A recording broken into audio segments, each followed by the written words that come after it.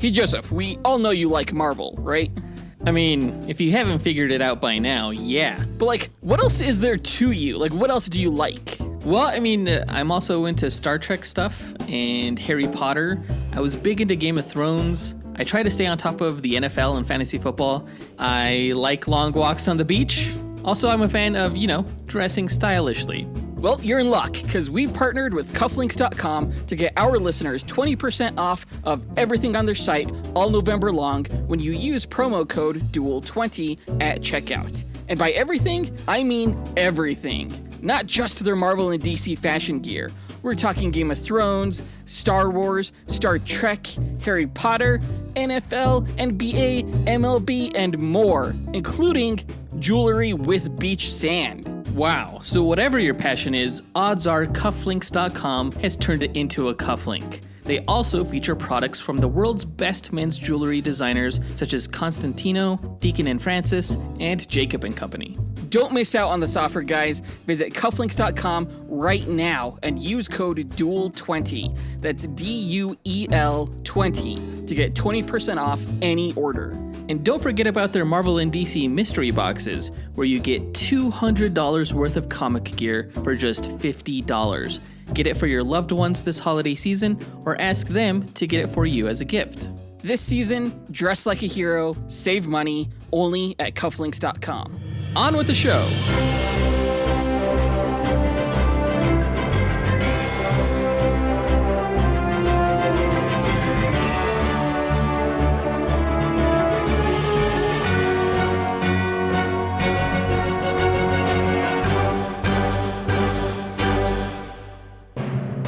Hi, welcome to the Dynamic Duel podcast, a weekly show where we review superhero films and debate the superiority between Marvel and DC by comparing their characters in stat-based battle simulations. I'm Johnny DC. And I'm his twin brother, Marvelous Joe. And welcome to episode 254.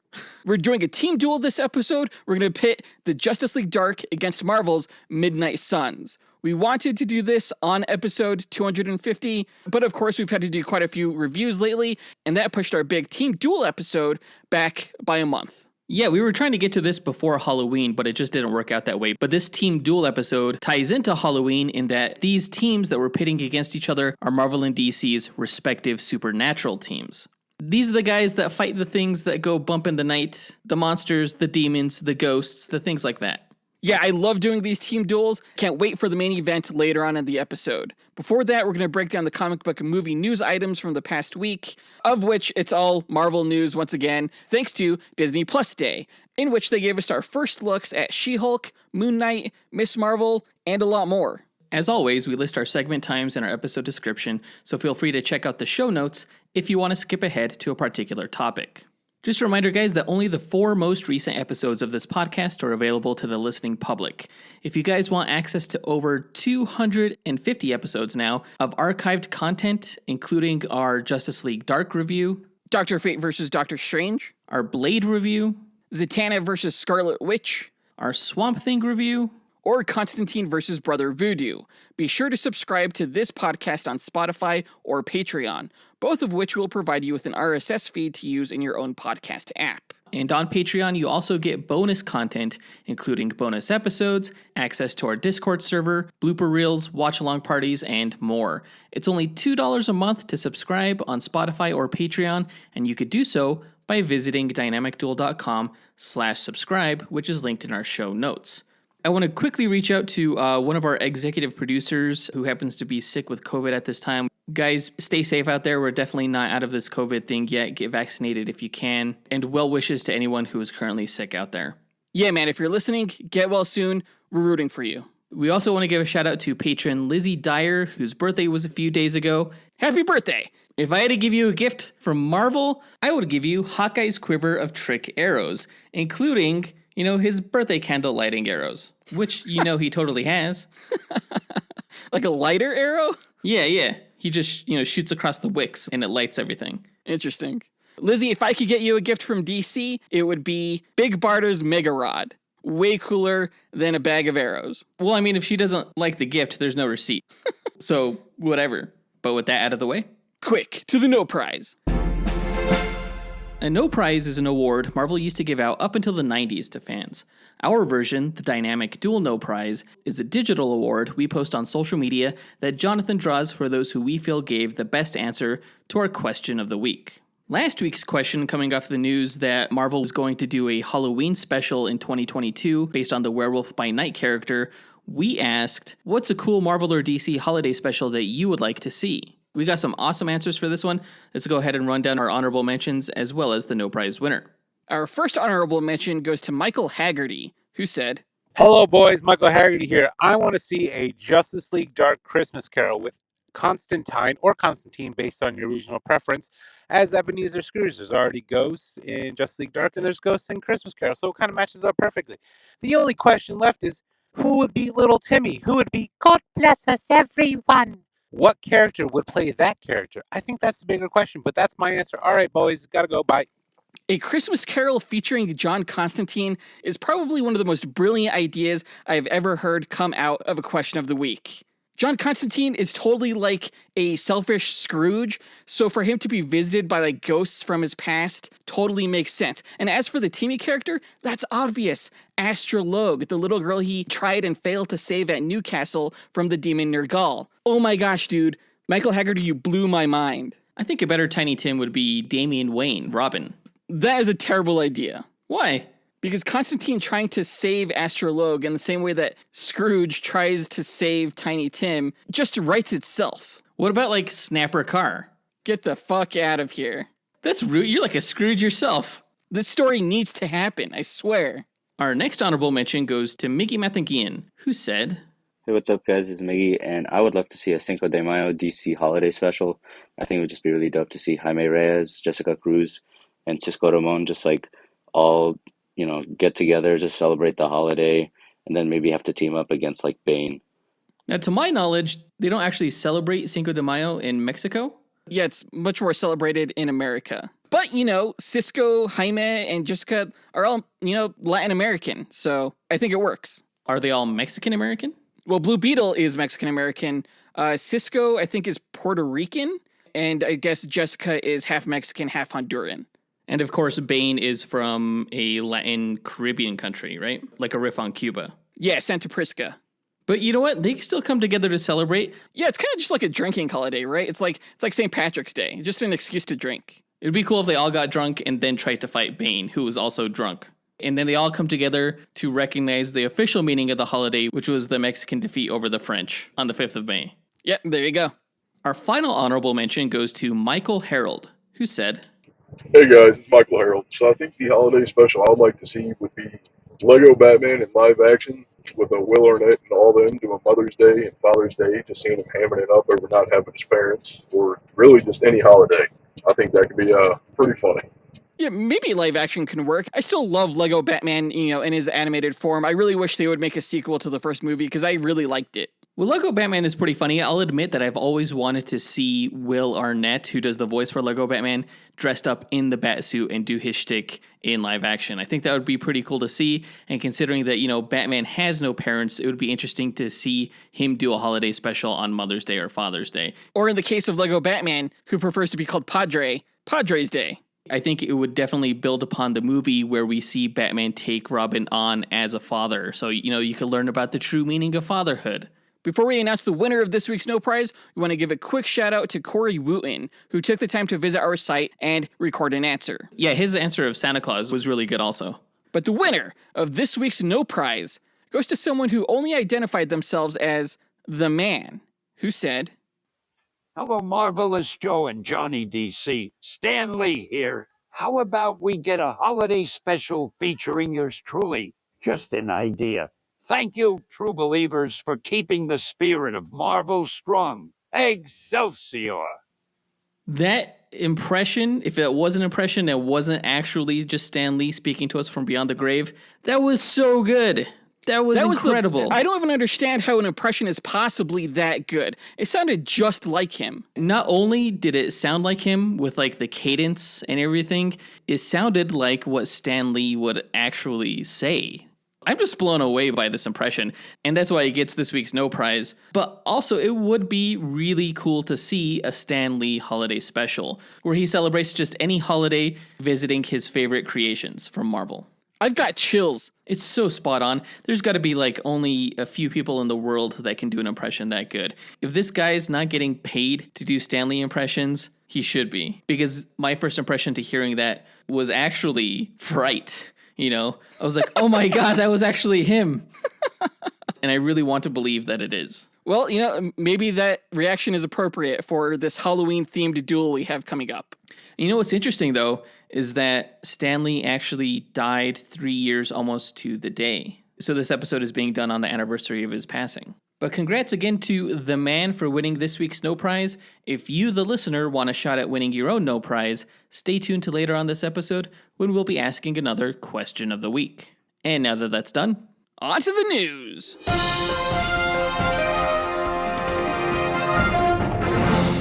All right, this past Friday was Disney Plus Day. I didn't even really know that was going to be a thing until like a few weeks beforehand. But basically, it kind of served as a news event for what the past year held on Disney Plus, as well as what's to come. Yeah, it was kind of like a lame version of the DC fandom, right? If by lame you mean better with more news, then yeah, lame. I didn't mean that. We got quite a few surprise announcements, in addition to first looks at some of the upcoming shows that were announced a while ago, including Moon Knight, She-Hulk, and Ms. Marvel. We'll go over those first looks first, starting with Moon Knight, which is kind of turning out to be way different than I thought it was going to be. It looks definitely more mature than any other Disney Plus show that has come out so far, almost like a Netflix series looking show. It looks dark, which is great because it's Moon Knight, so it should. Seeing him just like clobber some guy on the ground in this white cape and hood was kind of frightening. Yeah, the costume looks really good. In the comics, when you draw an all-white costume, you can still really hide it through shadow. But in live action, he looks very immaculate, almost priestly in his garb, which is, yeah, kind of like haunting, you know? Seeing him leap across that night sky with the crescent moon in the background was everything I wanted it to be. It was so freaking cool. It's everything I've ever wanted to see in a Batman movie. Well, Batman can't leap across a whole city street. What? He can leap across an alley, sure, but he's not superhuman. He can grapple across a city street. I mean, he could glide, though. That's true. But if you're aware of the Moon Knight character, you know that he has strength that waxes and wanes with the phases of the moon, so it's apt here. I think the thing that shocked me the most, though, was Oscar Isaac's voices that he does for his different personalities. Like his Mark Spector or maybe Jake Lockley has a British accent, which was interesting, compared to his Moon Knight voice, which is very dark and almost Batman-esque. It was really cool. Kind of creepy, which again is pretty good and pretty apt. We don't get a lot of footage here, but the fact that Oscar Isaac seems to be as confused with what we're seeing as, you know, we are is a good sign, I think. Yeah, he's switching in and out of his multiple personalities. The way the show seems to be handling that looks fascinating. Just like Fight Club, like how I described the character in our Duel episode with him against Batman. Oh, like Tyler Durden? Yeah, exactly. I'm definitely looking forward to this one. We don't have a release date, do we? No, we don't have release dates for any of these. They all say that they're just streaming soon. So next year sometime. The next first look that we got was of Ms. Marvel. We didn't get a look at her costume or of her using her powers. Really, we do see this like purple energy emanate from her, but it was the first live action footage we're getting from the show. We see her kind of struggle with her identity as a hero, her family praying as Muslims, and claiming that heroes don't usually look like brown girls from Jersey. The only costume that we really see her in is when she's wearing her Captain Marvel Halloween costume, which I think is what maybe a lot of us would do as kids if we first discover superpowers and we don't have any sort of like tailor, you know? We'll just put on the superhero costume of the hero that we admire the most. I like that angle here as kind of a nod to her origin in the comic books and the origin of her superhero name.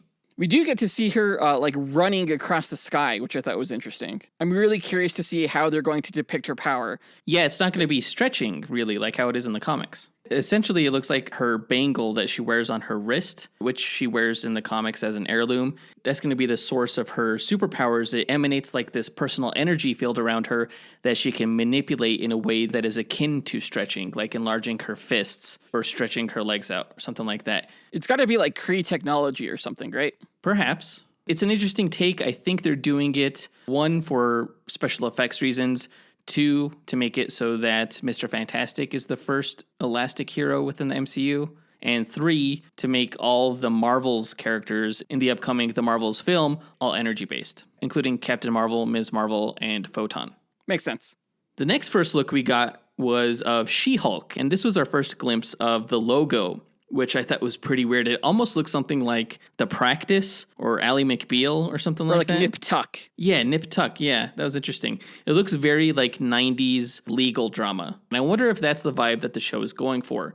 Because toward the end of this teaser, which starts off with Jennifer Walters introducing herself, and then we see a glimpse of her in her She-Hulk form, at the end, she's like breaking the fourth wall like the character does in the comics, speaking to the audience and saying, "Don't make me angry. You wouldn't like me when I'm angry." And that setting in which she does it looks very 90s. I was going to say 70s. Yeah, could be 70s. Anywhere between like the 70s and 90s, I would say. Okay. I wonder if it's going to be like a lawyer commercial or something like that. Yeah, I don't know. I don't know what's happening there. It's really strange that like Bruce Banner is just kind of standing still in the background. I wonder if like everybody freezes in the show as she speaks to the audience in the same way like Saved by the Bell or something like that. I never knew that She-Hulk broke the fourth wall in the comics. That seems so weird to me. Yeah, she used to do it all the time, way before Deadpool was doing it. It does look like they're going to go the CG route with She-Hulk, just like the Hulk, and not just like paint her skin green. I hope the special effects on Tatiana Maslany are as good as they are on Mark Ruffalo.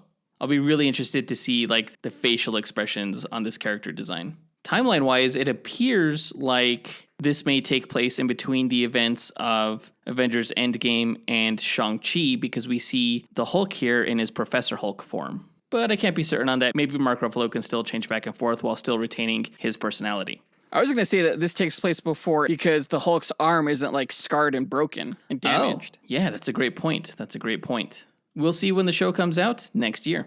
So that was really it for the first looks. We did get a brief glimpse of Samuel L. Jackson's character as he's going to appear in Secret Invasion, in which he has a longer beard and isn't wearing the eye patch, which is interesting. Makes me suspect he's a Skrull. Right off the bat. We also got announcements that they're coming out with a season 2 of What If, which we already knew. But we did get new announcements of shows that were not announced previously by Disney+, including Echo, which will be a spin-off of the Hawkeye series, Marvel Zombies, which might be an animated spin-off of What If, Agatha, House of Harkness, which is definitely a spin-off of WandaVision, and most surprisingly, a show called Spider-Man Freshman Year, which will be animated, perhaps voiced by Tom Holland, or maybe the actor who did Spider-Man's voice in What If, but basically it looks like it's going to recount Spider-Man's origin story within the MCU. Which is really cool, because we never got to see that. Yeah, I'm excited for this, for sure. They also announced that they will be doing more X-Men cartoons, like the 90s version of the X-Men. I was surprised that they put the Marvel Studios banner above that one, considering it's not part of the MCU, though. No, it's like an alternate universe X-Men, kind of. It's great that they're bringing that back, though, hopefully with better animation, and fingers crossed it's the same voice cast. This will be Marvel Studios' first X-Men project, which is also exciting. Oh yeah, it's so much to look forward to. Way better than that fandom crap. Who needs that when you have Disney Plus Day? Oh gosh. Yay, logos! Yay for logos! Marvel fans, always excited by them logos. I mean, we didn't even get a logo for Blue Beetle or Batgirl. So how about that? No, we got to see concept art of them in costume. Oh, concept art. Yay. Whatever, dude. All I'm saying is that I got way more pumped from this news than I did at the fandom. I'm sorry, what's your name again? Marvelous Joe? Okay, that makes sense. I can't wait till we get dates on all of these. It looks like next year is going to be just as big of a year as 2021 was. Lots to look forward to, lots to review. Too much Marvel stuff to watch. Ugh. But regarding all the news to come out of Disney Plus Day, that brings us to our question of the week. What was your favorite news to come out of Disney Plus Day, and why? Record your answer at dynamicduel.com by clicking on the red microphone button in the bottom right-hand corner, which will prompt you to leave us a voicemail. Your message can be up to 30 seconds long, and don't forget to leave your name in case we include you on the podcast. We'll pick our favorite answer and draw that person a Dynamic Duel No Prize that we'll post to social media. Be sure to answer before November 20th. But that does it for the news for this episode. Let's go ahead and get a word from our sponsor, HBO Max. Bruce Wayne may appear to be a wealthy playboy, but beneath his facade, his true identity is that of the Batman, waging an endless war against crime. Join the Caped Crusader in Batman, The Audio Adventures, the first scripted audio original featuring Batman and his villainous rogues gallery in a world premiere story of life and death in Gotham City, debuting exclusively on HBO Max. Starring Jeffrey Wright as Batman and a who's who of incredible Saturday Night Live alums, this rollicking adventure, told across 10 episodes, is written and directed by Emmy winner Dennis McNicholas, includes devilishly delightful original music by Doug Bossy, and performances by Rosario Dawson, John Leguizamo, Chris Parnell, Melissa Villaseñor, Seth Meyers, Jason Sudeikis, Brooke Shields, Fred Armisen, and many, many more. Go to hbomax.com/Batman Audio Adventures for more, and stream Batman: The Audio Adventures only on HBO Max. Thanks to HBO Max for sponsoring this episode. Now let's go ahead and get into our main event, where we find out who would win in a fight between the supernatural teams of DC's Justice League Dark and Marvel's Mighnight Suns.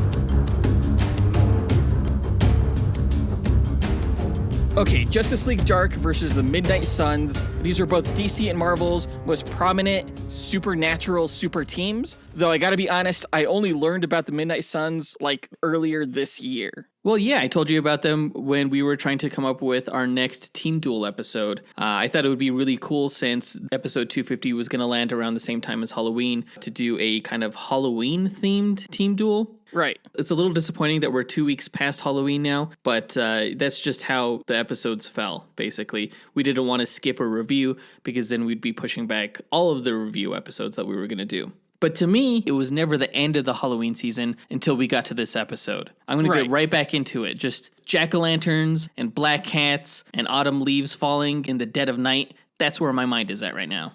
Yeah, the duel is supposed to not take place in any kind of environment, but that's the environment I'm going to be imagining for this matchup. Now, the only prime exposure I have to Justice League Dark is the movie that we reviewed a couple years ago, the animated film Justice League Dark, and its sequel, Justice League Dark Apocalypse War. Yeah, that wasn't quite a sequel specifically to Justice League Dark.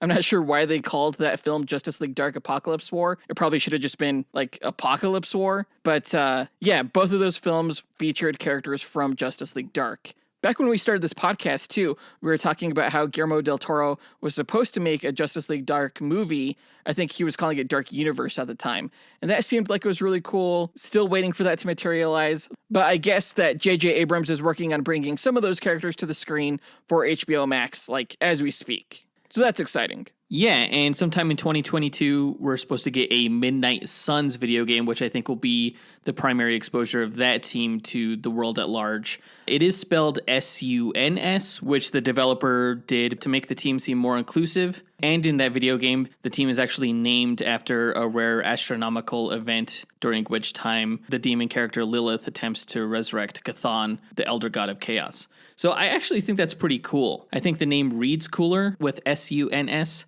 And I do think that Marvel will follow suit with the next incarnation of the team. So the title of this podcast will use that newer spelling. S-U-N-S? Yeah.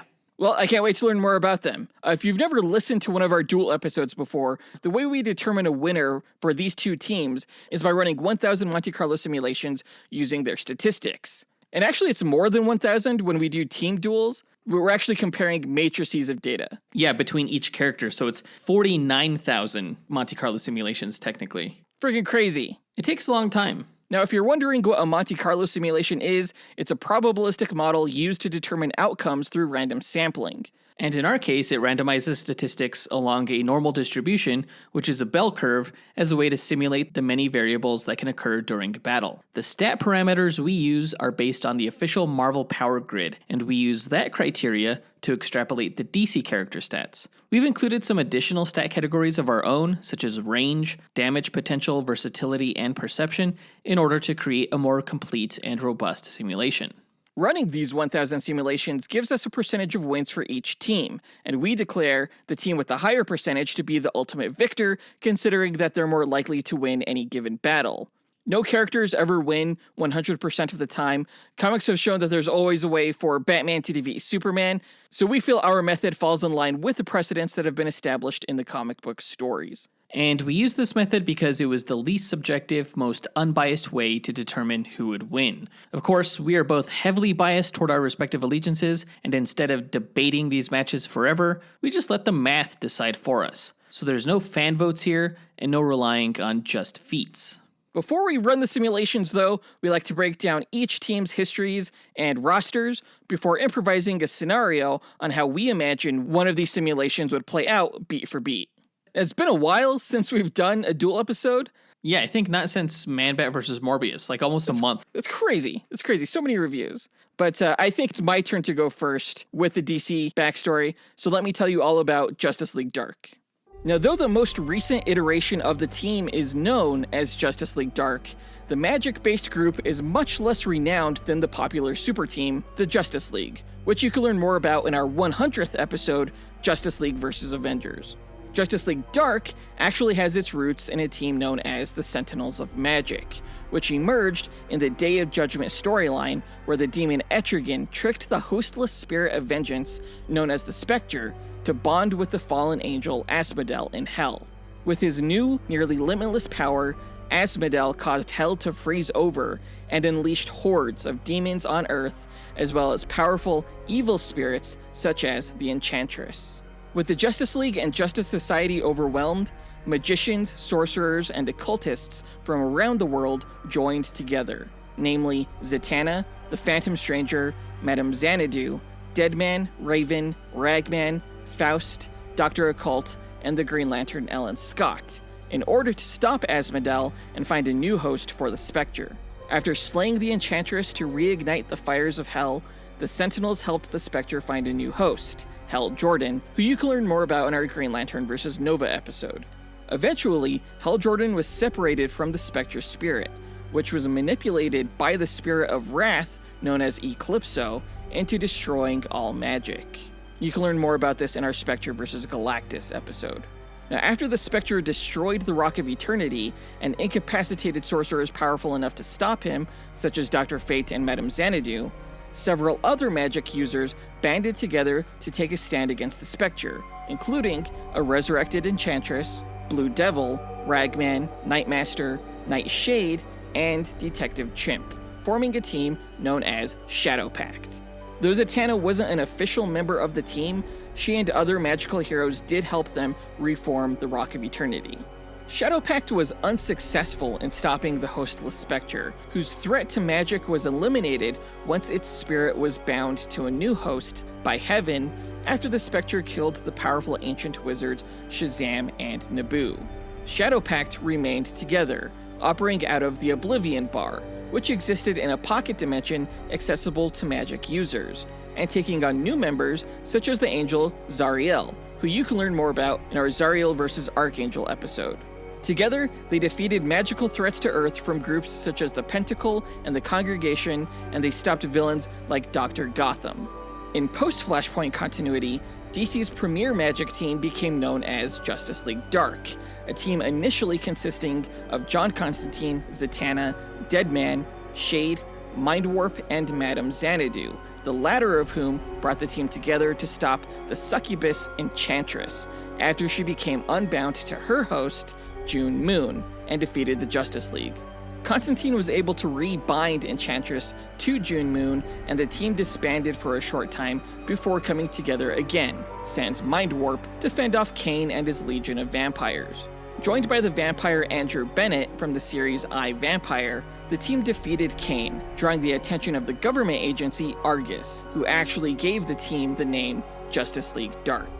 Argus commissioned the League to stop the sorcerer Faust, who planned on taking control of all magic using the Books of Magic.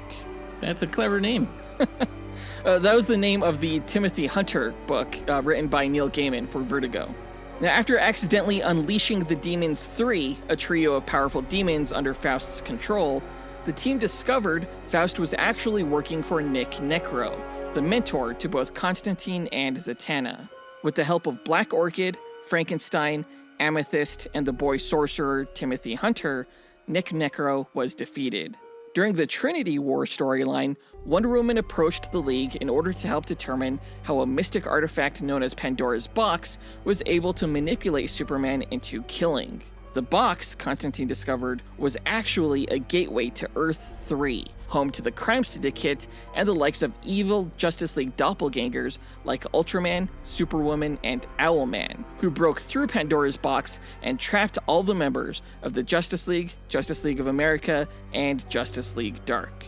Constantine, however, was rescued by the Justice League Dark's base of operations, the sentient and interdimensional House of Mystery.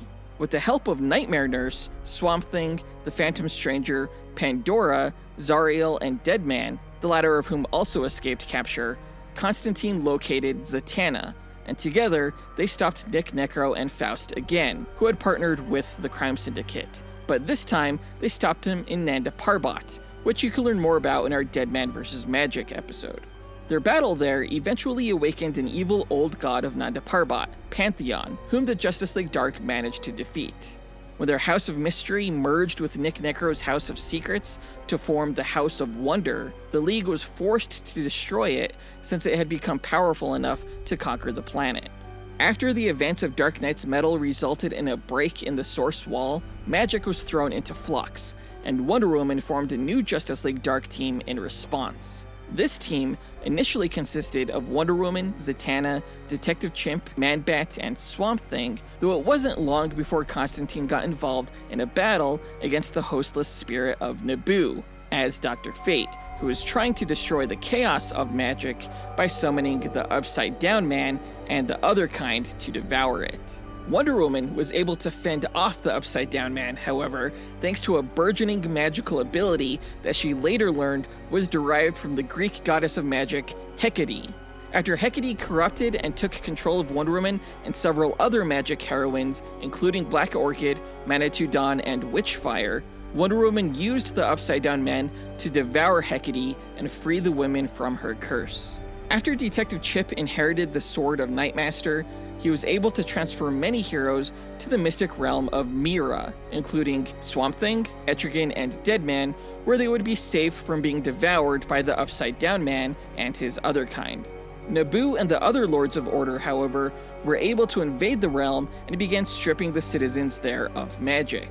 Zatanna and Wonder Woman, meanwhile, were transformed into Lords of Chaos for a time by the Chaos Lord Mordru, and the League defeated the Lords of Order, with Wonder Woman bringing magic back to the world. With Wonder Woman's arch-nemesis Circe now in control of Hecate's magic, Circe formed an Injustice League Dark villain team, in which she allowed herself to be possessed by Eclipso, and teamed up with Floronic Man, Clarion the Witch Boy, Papa Midnight, and Solomon Grundy. Thanks to help from the Upside Down Man and the other kind, the League was able to stop the Injustice League Dark. Recently, the Justice League Dark team became more closely partnered with the Justice League, and Etrigan became a new official member of the team as the most powerful and dangerous sorcerer, Merlin, was resurrected. And that's the team's history so far. Now, there are a ton of magic-based superheroes in DC, many of whom have been members of the Justice League Dark and its previous incarnations. One character that has been in almost every iteration of the team, however, is Zatanna, so she was a no-brainer, as was Constantine, who's not the biggest team player, but a powerful and popular figure in DC's world of magic. Like Zatanna and Constantine, Deadman was an original member of the first Justice League Dark team, so he's in, as is Swamp Thing, who was also there early on thanks to his ties to Constantine. A lot of these characters so far have had their own Vertigo titles, so in keeping with that, I wanted to include Black Orchid on the team since she was a more prominent member of the initial team than characters like Frankenstein Amethyst or the vampire Andrew Bennett. Since Wonder Woman took over the team, both Detective Chimp and Man-Bat have become mainstays, though of the two, I opted for Man-Bat due to his versatility. And finally, I chose my 7th team member to be Etrigan. He's only been a member of the Justice League Dark for a short time, but Jason Blood is often depicted as being on the team in other media and alternate timelines, including the animated movies, the Future State storyline, and even Guillermo del Toro's Justice League Dark script. So that's my team. Yeah, that makes sense. What do you think of the name Justice League Dark? Because you mentioned their previous incarnations as like the Sentinels of Magic and stuff. I think that's way better and less derivative. Yeah, it's named Justice League Dark so that it sells, but I would much prefer a team name of like Shadow Pact or something like that for sure. Or even like Constantine's like old band name, Mucus Membrane. I'm sure he would have voted for that over Justice League Dark. Yeah, I think when it comes to the names of these teams, Mighnight Suns is just way better. And actually, they're just a better team in general when you think about it. And I think our listeners agree when they compare the Justice League Dark backstory to the Mighnight Suns backstory. Okay, let's hear it. So the story of the Mighnight Suns goes back hundreds of years, beginning as an ancient secret order of protectors with the mission of stopping supernatural threats to humanity. Their ranks included members that were reputed to have a taste of damnation, those with some measure of exposure to the darkness of paranormal, mystical, and hellish evils on Earth. Their greatest feat among battling the likes of Dracula was the defeat of Lilith, the mother of all demons and former wife of the devil himself. The Mighnight Suns cast her and her children, the Lilin, to a dark dimensional prison called the Shadow Side. Though it was prophesied among the Order that she would one day return and that 9 of their own would stand against her. That day came hundreds of years later, when Doctor Strange, the Sorcerer Supreme, detected a rift in the Shadow Side and that Lilith would soon escape and come back to Earth. He knew that he couldn't face her himself because the magical energies that would stem from the battle would weaken the dimensional barriers between the two realms, and so he would have to gather the 9 together that were foretold in the prophecy. Doctor Strange reached out to his occasional ally Johnny Blaze, who was host to Ghost Rider, the Vengeful Demon, and his brother Ketch, who was host to the Spirit of Vengeance, both of whom had also seen a vision of Lilith's return. On their motorcycles, the brothers traveled to gather Doctor Strange's recruits, including the reluctant pseudo-vampire Morbius, and the group known as the Night Stalkers, who were Hannibal King, the self-loathing vampire detective, Frank Drake, a descendant of Dracula, and the Daywalker, Blade, the vampire hunter. The last of their recruits were 3 experts on the occult and the Darkhold, a book of black magic. They were Victoria Montesi, Sam Buchanan, and Louise Hastings, together known as the Darkhold Redeemers. Dude, the Books of Magic is a way better name than the Darkhold. I notice you can't help but hide that smile as you say that. I tried. The prophesied 9 collectively battled and killed 4 of the Lilin, and greatly weakened Lilith herself, who managed to escape, though she was severely weakened. Though the 9 heroes fulfilled the prophecy and sealed the rift in the Shadow Side, they knew that Lilith would soon sire more children and try to conquer Earth's realm again. They maintained a loose connection, though one day Blade, in his desire to obliterate all vampires from existence, tried to use a spell from the Darkhold to do so. This backfired, transforming him into the possessed Switchblade, who went on a supernatural killing spree.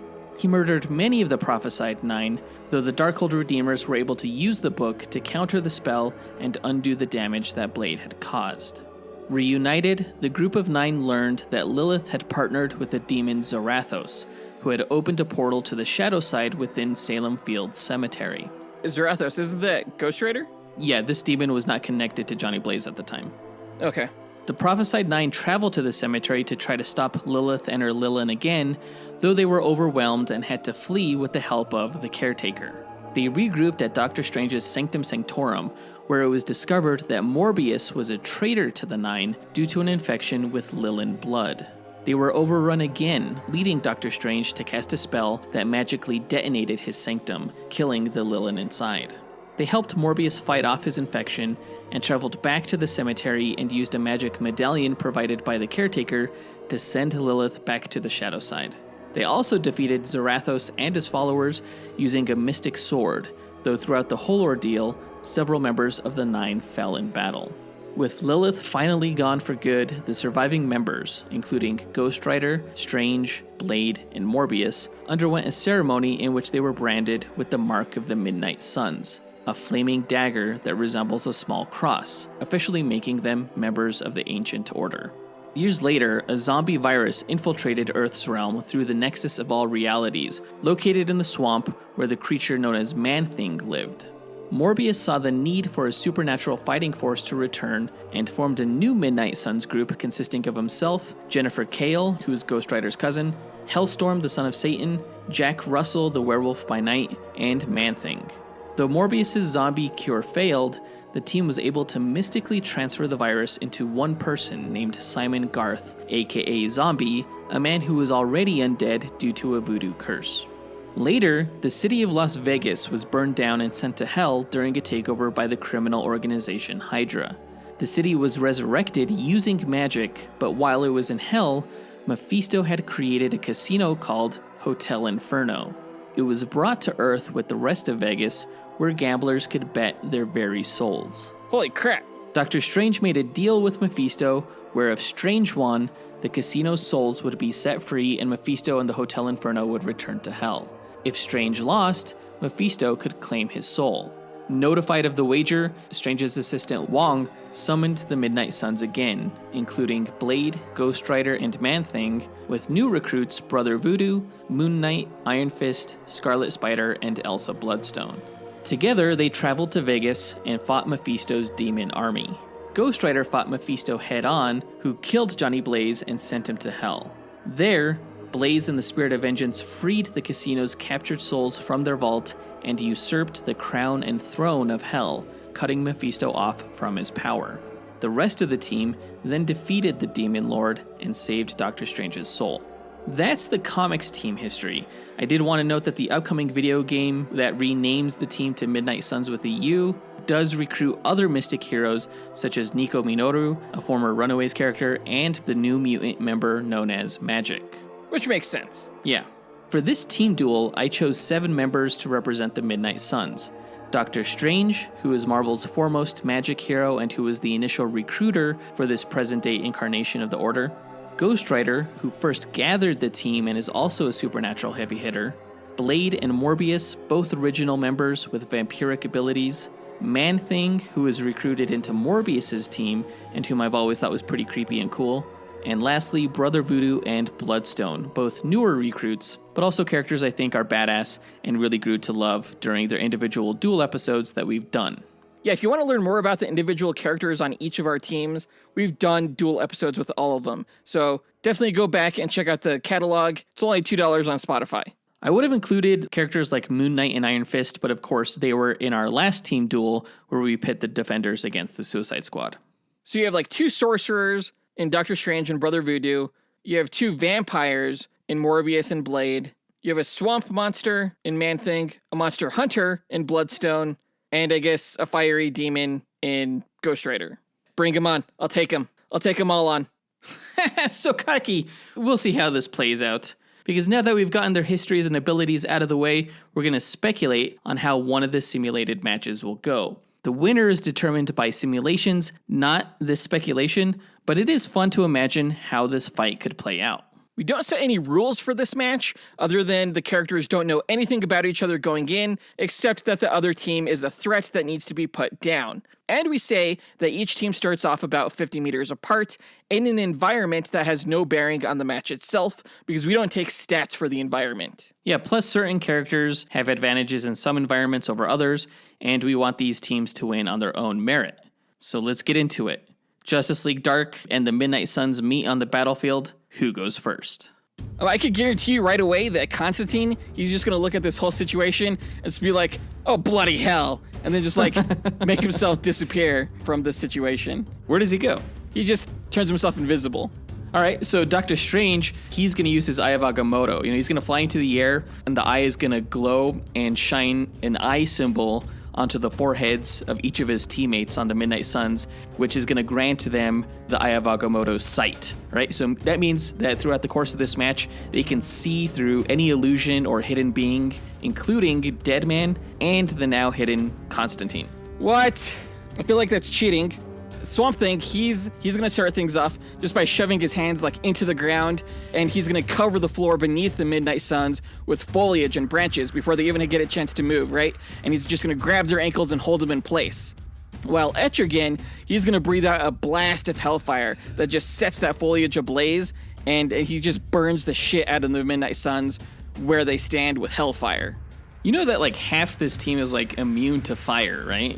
What do you mean? I guess it's just Ghost Rider and Brother Voodoo. But actually, you know what? Brother Voodoo, not only can he control fire, he can also control plant life. So what Brother Voodoo is going to do is he's just going to handle this. He's going to release the team from the branches that they're stuck in, by commanding them to let go, and then he's just going to manipulate the hellfire so that it extinguishes before it burns anyone. So like Dr. Voodoo is the ultimate defense against this attack. And with the team free, the Mighnight Suns are just going to rush forward and charge Justice League Dark.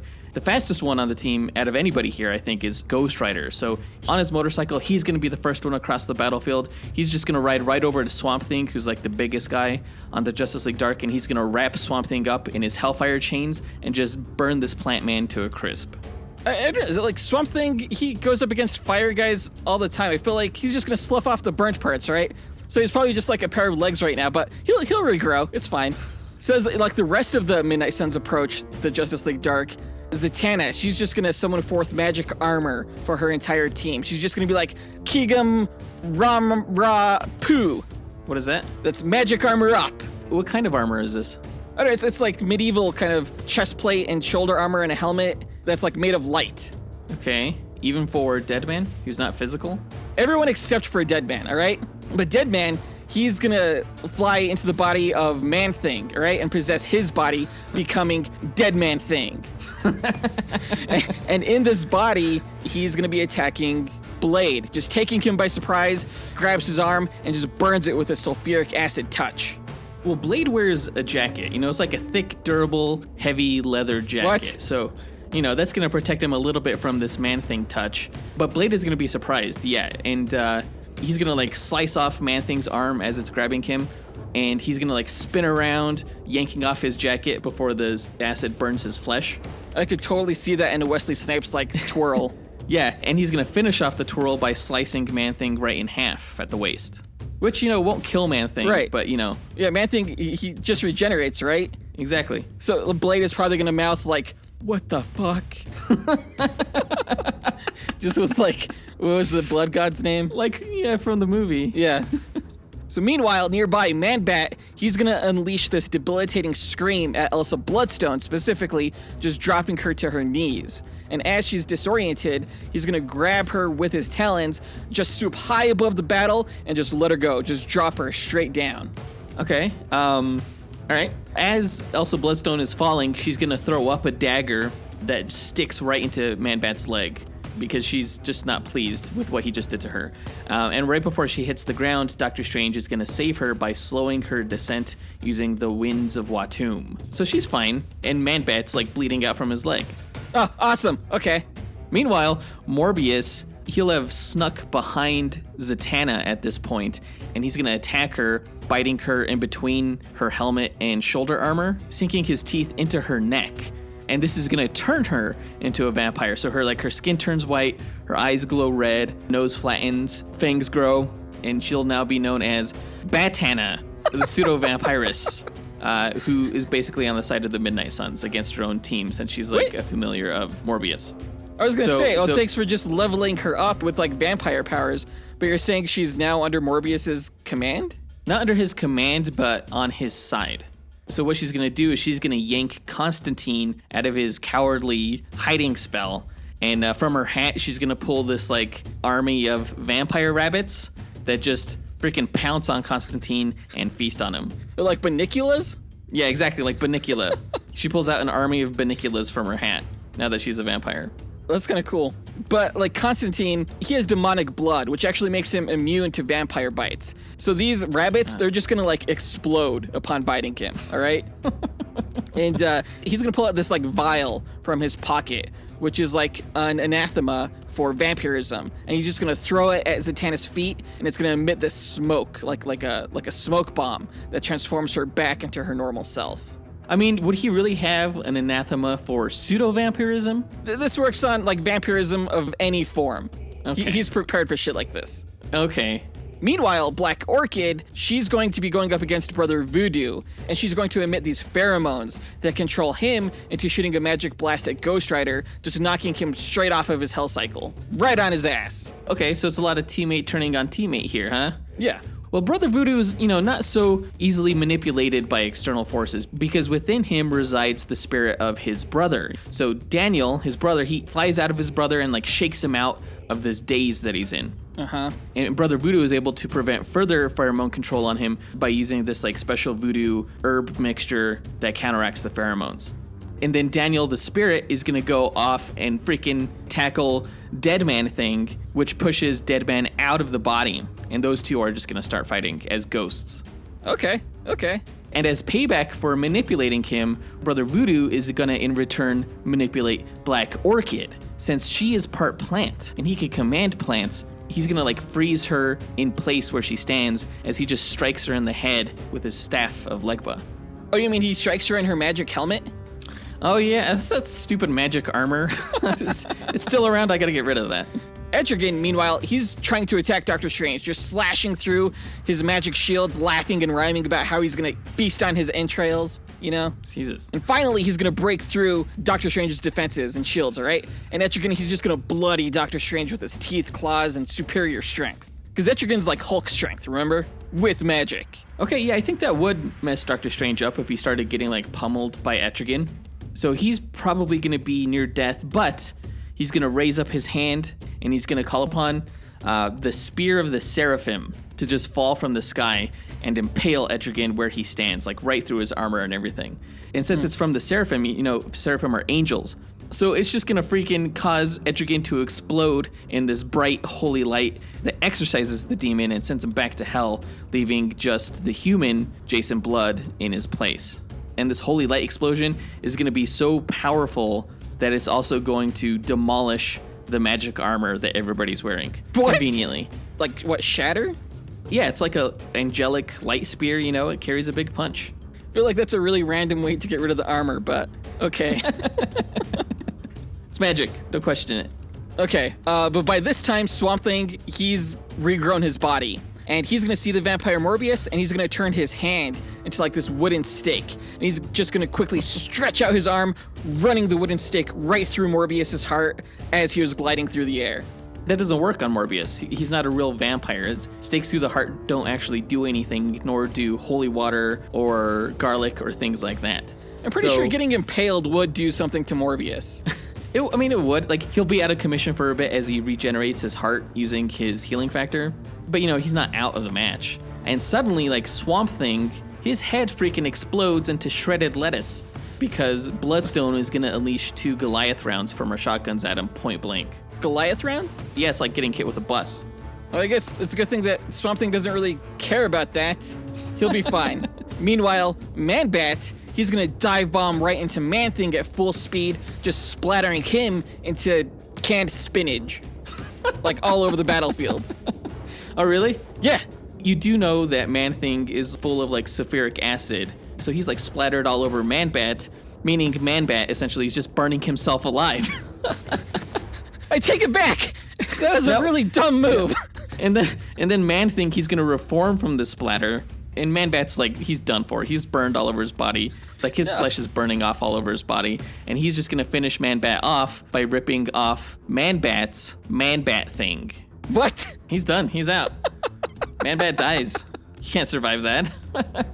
What a way to go. That was literally like the worst death we've ever had in any of these team duels. That was so dumb. Man-Bat is dead now, but meanwhile, Deadman, using his superior agility, he's gonna evade this Daniel Brother Voodoo ghost, and he's gonna leap into Bloodstone's body, and he's gonna use her red gem to blast Daniel, like, out of existence. Okay, yeah. I mean, it's a magic blast. I think it could do that. Yeah. And then he's gonna take one of her knives and use it to slice her own throat, like cutting off the Bloodstone, which causes Morbius to become like overwhelmed with bloodthirst. And he's just gonna like drink her dry, removing Bloodstone from the match. That's messed up. Well, I mean, like, Morbius was regrowing a heart at this time, but I guess the sight of seeing Bloodstone bleed from her neck would compel him to gather his strength to go feast on that, because he can't help himself. But the Bloodstone makes her blood toxic to vampires. Yeah, it doesn't matter. Deadman cut that off when he slit her throat too. So Morbius takes out Bloodstone, which is fucked up. And like, Blade is gonna be like really pissed off. You know, he's not having any of that shit. That's everything that he stands against. So Blade would at this point probably kill Morbius for killing Bloodstone. This is an interesting turn of... I'm gonna allow this. I mean, it's what would happen. I think so. He's gonna chop off Morbius's head, pick it up, and like shove it in front of Deadman's face, since he can see him, you know, due to the Eye of Agamotto spell. Mm-hmm. So Morbius's vampiric eyes, they're going to mesmerize Deadman into like this daze, giving Doctor Strange enough time to freaking cast Deadman into like the dark dimension. Deadman's gone. Wait, so Blade decapitated Morbius, but used his vampiric gaze from his head to stun Deadman? Yeah, yes. Like Perseus did with Medusa. I just recently watched Clash of the Titans. That may be where I'm getting this from. Okay, Deadman's gone, but meanwhile, Constantine and Jason Blood, they're going to be working together on exorcising Zarathos from Ghost Rider, who I imagine is back on his bike and, is pretty hard to capture, all right? Yeah. Now, Doctor Strange killed Etrigan, but that just sends Etrigan back to hell, where Jason Blood can resummon him. So as Constantine is distracting Ghost Rider, that's what Jason Blood does. He's like, gone, oh, no. man. Okay. No. Arise, before he the can demon. even finish this. First of all, the Spear of the Seraphim didn't just banish Etrigan back to hell. It fucking destroyed his ass. What? But second of all, it doesn't matter regardless, because before Jason Blood can even finish performing this transformation incantation, he just gets run over at full speed by Ghost Rider's motorcycle. He's like, jeez. That's cold. So freaking Jason Blood is dead. Wow. And as Ghost Rider rides past Constantine, he's gonna yank him by his collar while he's riding. He's gonna like stand up and surf on his bike as he's holding onto Constantine, and he's just gonna peer into his eyes and do the penance stare on Constantine, forcing him to relive all the pain that he's ever caused on others. For Constantine, that's a lot. So the Hellblazer is just gonna go out in a blaze of glory, going to hell for all the shit that he's done. Finally. Yeah, that penance stare would absolutely destroy Constantine. But it's a good thing that's not Constantine, I guess, because instead of exploding, Constantine's skin just like sloughs off like dead leaves. It was actually Black Orchid pretending to be Constantine. The real Constantine is actually nearby, having finished like an exorcism spell that causes Ghost Rider in his entirety to get sucked into this tiny vial in John's hands with the Seal of Solomon on it. Boom, Ghost Rider is out of the match. You just got conned. Why would the penance stare work on Black Orchid? She's a hero. She's not a criminal. Well, no, she's done some shit in her past. She's very mysterious, right? But like even in the comics, like when she was taken over by Hecate, like she destroyed the Parliament of Trees. She's done some shit. You can't say she hasn't. But I mean, that's not really her sins. Like, I don't think the penance stare would actually kill Black Orchid. No, she's not dead. But she is likely overcome with the fear and the pain that she's inflicted. And so Man-Thing is going to capitalize on it. Since she feels fear, Man-Thing is just going to burn her and tear her to shreds. So Black Orchid's now out of this match. That's right, because he's attracted to fear. Well, he's not attracted to it. It makes him uncomfortable, so he tries to get rid of it. Okay, so R.I.P. Black Orchid. Meanwhile, Zatanna and Swamp Thing, who by this point has regrown his head, are going toe-to-toe with Doctor Strange. Now, Swamp Thing, he creates these duplicates of himself, and together, they manage to bind Doctor Strange's hands, which allows Zatanna to hit him with this massive energy blast. Well, Doctor Strange has, like, magical blast resistance, as it were, So this magic blast, I'm going to say it's not going to kill him or anything. If it's really that strong, it'll probably knock him unconscious. But before he loses consciousness, he's going to eject his astral form, and he can still do magic in his astral form. And in his spirit mode, he's going to recognize that Swamp Thing is essentially also an astral form, just inhabiting this mass of plants. So he's going to pull out Swamp Thing's spirit. What's Swamp Thing's real name? Alec Holland, but Swamp Thing isn't actually Alec Holland. It was an entity that thought it was Alec Holland for a time. Well, he's going to pull out that entity, and he's going to take him up onto the astral plane, where Doctor Strange turns into like this giant fiery beast that just burns Swamp Thing and all of his incarnations, and the green itself, it's just all going to burn. Dude, Doctor Strange just fucking killed everybody. If the green is gone, there's no more plant life. Yeah, just in the DC universe. That's fine by me. Wow. So in the battlefield, no one knows really what's going on, but the Swamp Things just disintegrate, and Doctor Strange's astral form goes back into his unconscious body. I think Constantine would have seen what happened, on the astral plane because he's psychic, right? So before Doctor Strange's astral form could return to his body, Constantine's just going to perform this spell that banishes Doctor Strange's astral form to hell, like preventing him from returning to his comatose body and eliminating him from the match. First of all, Doctor Strange would go to heaven, so he's trapped in heaven. No, he went to hell. That's where Constantine sends people. So essentially, Doctor Strange is in the afterlife now. He's out of this match. Right. But it would take time for Constantine to invoke this spell, right? So right after he finishes, he finds that a glaive has just decapitated him, thrown by Blade. What? Yeah, so Constantine's head falls off, and the glaive returns to Blade like a boomerang, and he just catches it like a badass, and like removes his sunglasses, and is like, some motherfucker's always trying to ice skate uphill. Okay, I did not see Constantine being taken out with a sword or a glaive, but his trench coat is demonically possessed, all right? So upon Constantine's death, it's gonna fly off of his body and just wraps around Blade's face and neck, just smothering and strangling him. Well, Blade could just cut that jacket off. No big deal. No, because as Blade is trying to cut it off, Zatanna causes all of Blade's weapons to transform into like liquid, which allows Blade to get strangled, and he's out of the match. Well, what's the spell for turning blades into liquid? Oh gosh. Take your time. Nartat Dukil. Something like that. Okay, so Blade is gone. He's been smothered to death. But Man-Thing appears behind Zatanna and just slashes her across her back, leaving these painful burning slash marks. Okay, but Zatanna, she's gonna turn around and just compress Man-Thing's matter into like this crystal ball. And then she's gonna like lock this crystal ball in a magic chest that just appears. And then wrap that chest in like magic chains. And then just cause the whole chest to disappear. Presto, chango. That was like a pretty elaborate elimination. She had to get rid of him. Yeah, and I think I only have one guy left. Yeah, actually, it's just Zatanna and Brother Voodoo now, I believe. I wasn't even keeping track. So if it's Brother Voodoo versus Zatanna, of all the magics that Zatanna is well versed in, I bet you one of them is not necromancy, like Brother Voodoo is. He's gonna raise all of his fallen comrades, including Blade, Morbius, Bloodstone, Doctor Strange. They're all gonna come back in zombie form under Brother Voodoo's command. What? So really, it's Brother Voodoo and the Marvel Zombies against Zatanna. And they're all just gonna freaking dogpile on her and feast on her flesh. I mean, she could just set them on fire before, like, any of them even get close, though. That's not how you kill a zombie, fool. All you did was just turn them into fire-covered zombies. They're still lurching forward, they're still tackling, they're still feasting.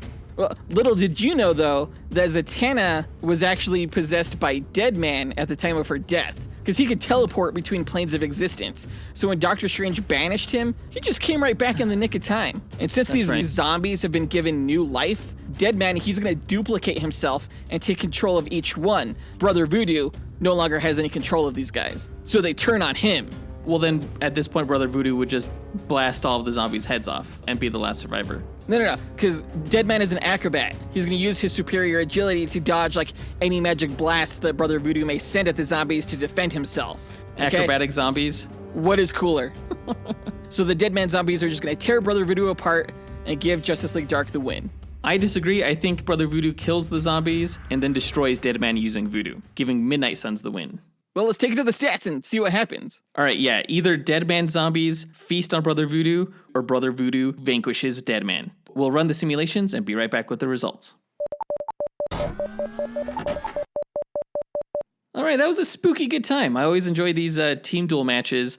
This one got pretty interesting because I felt like there were a lot of possessions and like forcing other people to do things through magic and stuff. Yeah, it got pretty crazy. I think that's why I kind of lost track of who was still alive and who was dead. So we ran the simulations. Basically, when it comes to team duels, we don't run sets of data against each other. We run matrices. So it's all 7 of the Justice League Dark characters against all 7 of the Mighnight Suns characters. Yeah, I was pretty surprised to see how these stat totals added up. The teams were pretty even though I would say that these teams specifically, probably more so than any of our other previous team duels, had a pretty wide range between like really powerful characters and really weak characters. Well, that was also the case for our JSA versus Fantastic Four duel, but yeah, same here.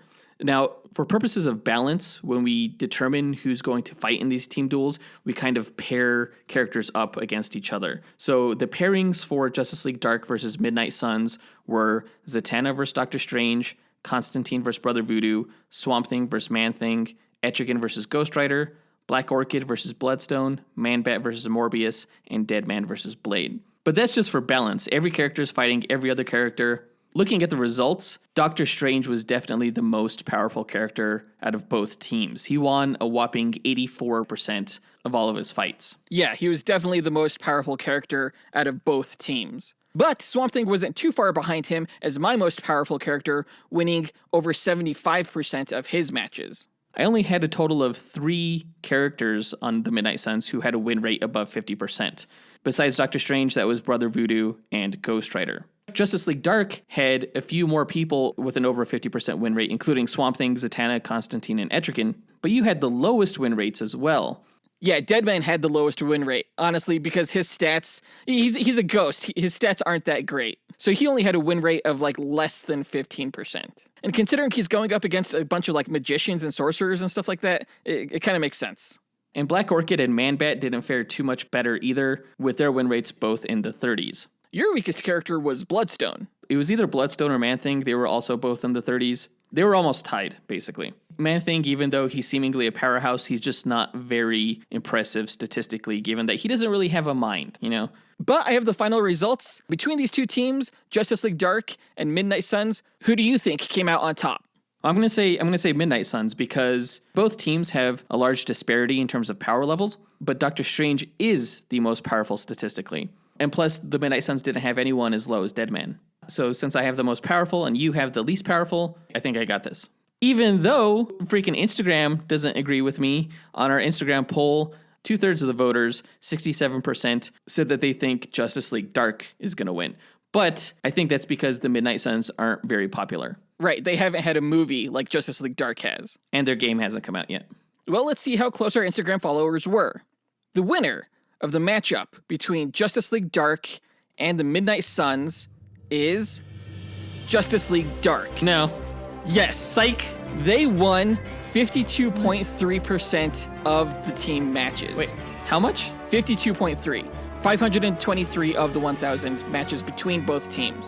So Mighnight Suns won 477. Yes, yeah. I mean, that's pretty close. Well, I mean, it's like the least close team duel we've ever done so far, actually. The rest of them have been closer than this. Your mom has been closer than this.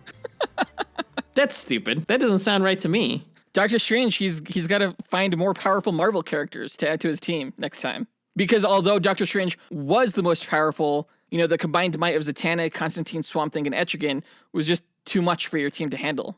Yeah, I guess Man-Thing, Bloodstone, Blade, and Morbius were a little bit lower on the spectrum. But I thought Doctor Strange could compensate for that. Yeah, I guess he's the sorcerer sub-prime. Well, the Justice League Dark or the Justice League Dorks. I fucking suck. That was bad. That wasn't bad. I'm pissed off. I got nothing. I'm actually heartbroken right now because I love Marvel's supernatural characters. But whatever, I'll get you on the next team duel. Yeah, that'll be in April, and we're going to be doing our very first villain team duels. We're going to be pitting Batman's Arkham villains against the Sinister Six. Right, yeah, and this is going to piggyback off of the Spider-Man No Way Home movie, which we suspect will feature the Sinister Six. So that'll be a fun one. We're talking like Joker versus Green Goblin, Scarecrow versus Mysterio, Penguin versus Vulture, Mr. Freeze versus Electro, Clayface versus Sandman, and Bane versus Kraven the Hunter. Yeah, that's going to be an awesome matchup. I can't wait for that one. But that does it for this duel. Let us know what you guys thought about Justice League Dark versus Mighnight Suns by writing to us at dynamicduelpodcast@gmail.com or by visiting us on Facebook, Instagram, or Twitter. You can find links to all of our accounts by checking out our show notes or visiting our website, dynamicduel.com. And on our website, you could also find a link to our Patreon page where we offer bonus content, including bonus episodes and duels, monthly live movie watch-alongs, collectible pin sets, and access to our Discord server. Check it out right after this episode. Our lowest tier is only $2 a month, which is also the cost to subscribe to the show on Spotify. Subscribe now to access over 200 archived episodes of this podcast. And don't forget, guys, to also use code DUEL20 at cufflinks.com to get 20% off any order and to listen to Batman the Audio Adventures on HBO Max. Our next week's episode, is going to be another review. This past week, we got the last episode of Doom Patrol Season 3, so we're going to be reviewing that. Yeah, it's another review, but luckily, Doom Patrol is a good show. Definitely check it out on HBO Max if you haven't already. But that does it for this episode. We want to give a big thanks to our executive producers, John Speas, Ken Johnson, Jace Crump, John Starosky, Zachary Hepburn, John Bechinina, Mitchell Phipps, Dustyn Balcom, Salvador Hernandez-Contreras Jr., and Levi Yeaton for helping make this podcast possible. And we'll talk to you guys next week. Up, and away. True believers.